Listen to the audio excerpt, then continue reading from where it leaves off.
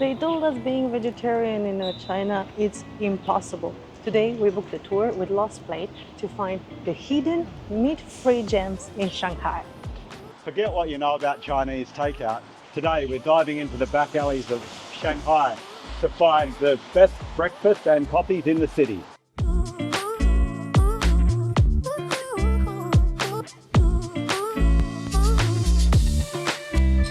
Our second day in Shanghai, and it is a bit cold, gloomy and a little bit rainy, but we're still coming out on a food tour and it should be good.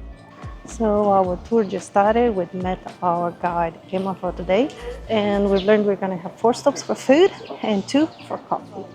We are just a group of 5, so it's quite intimate and private. We're the first place where normally you get a scallion pancake, but because it has meat, we have a red bean pancake. The shop called Mr. Steak because him and his family came from the countryside, moved to Shanghai. They wanted to stay, so they named their shop Mr. Steak. And it's very popular for the scallion pancake and this red bean paste. Very flaky, still warm, and a bit fatty, but it's very good. A bit on the sweet side compared to the scallion pancake.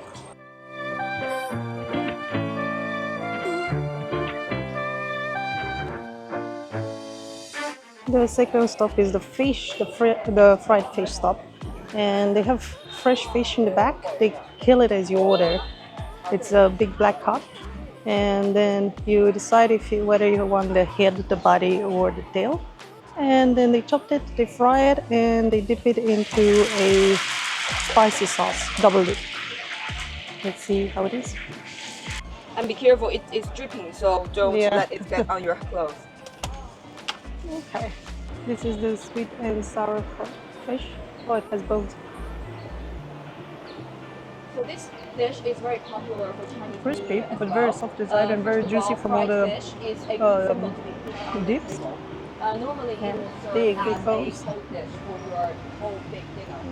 It's good. Not really breakfast thing for me, but sounds really good. the same as abundant. So which flavor do you guys prefer? What about you? 5 spice. Five spice. Yeah, 5 Yeah. spice. Yeah, 5 spice is nice. It's a very classic kind of taste style. What about you? Crispy, yummy. Definitely prefer the 5 spice. So they are known Be for prepared for the bones. fried fish, but they make the most from the fish as well. So they also Well, the first place behind us was certain cess. Fish for breakfast isn't super common, but it was yum. 5 spice was a favourite. Yeah. Yeah.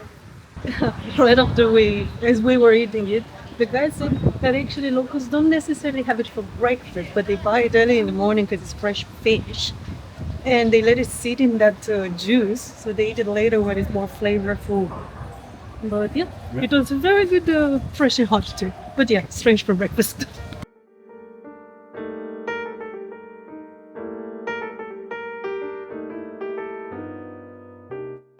And try some dumplings.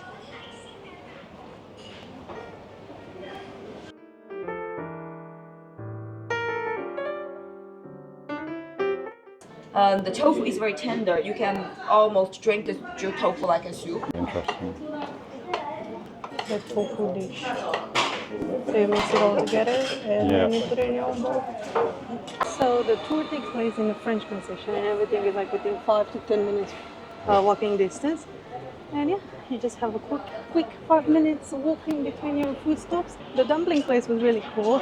It was basically a stop for soup dumpling, but because we don't eat meat, they had some steamed buns for us, some tofu dish, and we even had a dessert bun.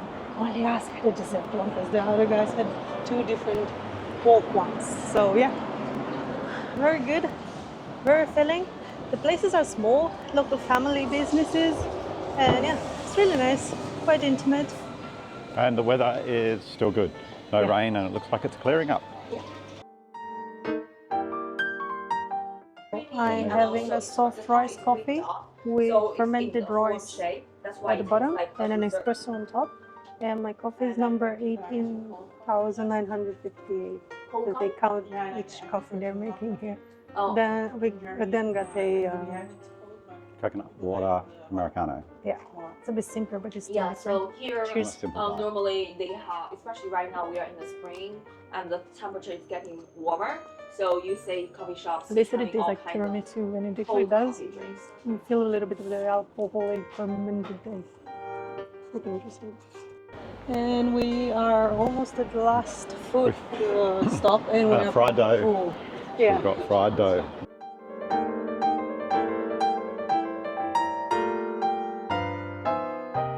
Been told to hurry up with the sweet one because it's best to eat it when it's straight out of the fryer.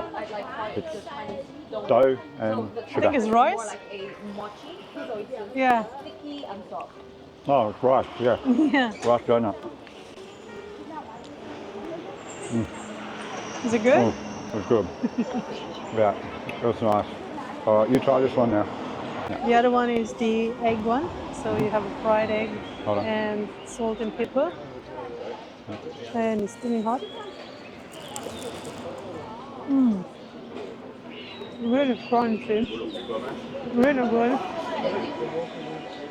It tastes like an omelette toast. It's really, really nice. And this is also family business. It's a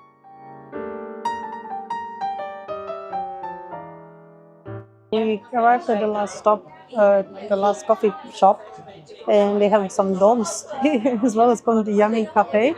And I got a coffee with something, the beans stay in some wine barrels or something like that. I'm not sure. I didn't understand the exact story. But yeah, I got a cold Americano with that wine coffee beans, and Dan is waiting for his Ethiopian. coffee. Yeah. And from the last stop, I saved my glutinous rice to have it in my coffee. Because apparently they go good with your coffee. It was a successful tour. We are full. We have so much food, interesting coffee. And yeah, the coffee, this cafe place apparently is a bar at night. And their dogs, Yummy and Diamond. And yeah, they promote their pet-friendly coffee and bar. That's coffee shop in the day, bar at night. We might have to come back. We have just finished the morning breakfast tour, and it was awesome to stock up on caffeine and brekkie snacks. However, everything here seems to be fried dough. So we have to walk off a few steps and keep on moving to get those 10 to 15,000 steps up. Yeah, we really recommend this breakfast tour if you think about booking a food tour in Shanghai. And although it only had 4 stops, 4 food and 2 for coffees, I was really only going to try 4 dishes. And I was like, oh, I think it was about 40 something dollars. No, 40 euros, I think, the price for this breakfast tour. I was like, oh, $40 for like 4 snacks? That's a rip-off, you know? But actually at each stops we had 2 or 3 dishes.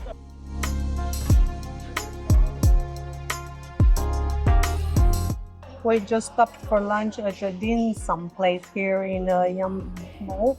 And yeah, we're starting with these cucumbers. We have some wontons. Some Wontons, the steam buns were sold out.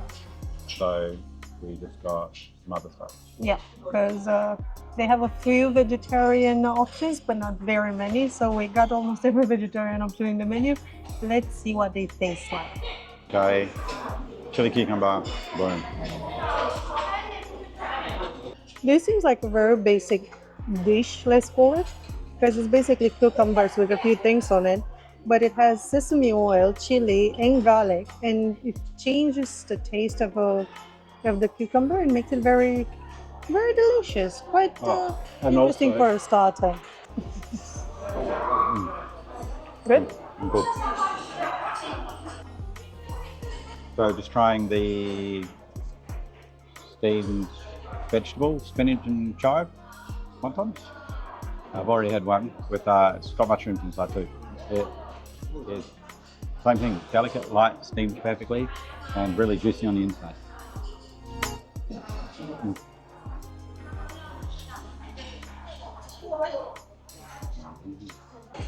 And the steamed veggies, well, they are nothing but steamed veg, but they're really nice. And we have the staple of Shanghai, the vinegar sauce and soy sauce on the table. So we can dip them in the sauces before eating them, and they are absolutely, oh, well, they're good and healthy. Corn cake. Shrimp cake. Yum. Loz saw her favourite on the menu, which is sesame, dark black sesame buns. Yeah. Steamed buns, so they should be good.